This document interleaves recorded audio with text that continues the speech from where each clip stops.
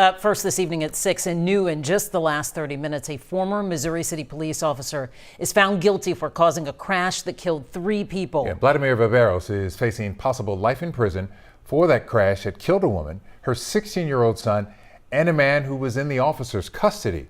Megan Reyna was in the courtroom when the verdict came in. She's live tonight. Megan, I know you spoke with the victim's family. I wonder what they are saying tonight.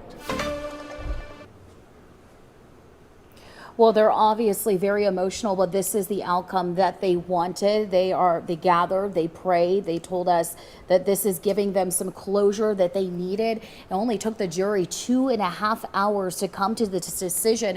The trial lasted less than a week, but the next phase is the punishment phase. The jury still has work to do. They'll return here tomorrow morning, but take a look at what happened with closing arguments earlier this afternoon. It was a packed courtroom in Fort Bend County. Blademir Viveros appearing composed as the state began closing arguments. This defendant swore to protect us. He swore to it. On June the 20th of 2024, he knew what he was doing. He knew that day around 8:44 in the evening that there were going to be folks that were not protected.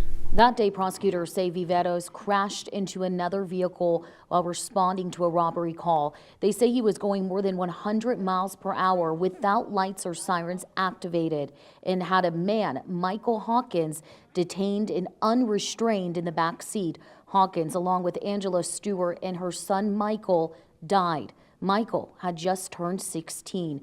Viveros was charged with 3 counts of aggravated assault by a public servant. Now, this case that you have is based on facts. And those facts weren't disputed by the defense team. Instead, they believe this is a case that belongs in civil court, not criminal. The penalty for violating policy is not to be convicted of a felony. The defense team tried to paint Viveros as a man who wanted to serve and protect, and that he made a human error. Because there are 3 completely innocent victims in this case.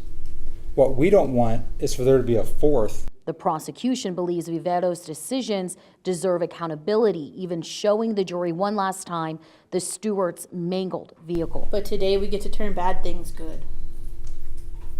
And right now, what is good is to be able to tell these folks that they saw justice today. And after that verdict was read, the judge did revoke Viveros' bond, so he was taken into custody, and that's when emotions really ran high for his family. At one point, a family member tried to reach over to grab him from in the gallery and had to be escorted out. Now, again, the jury will return tomorrow morning here to begin the next phase, the punishment phase in this trial.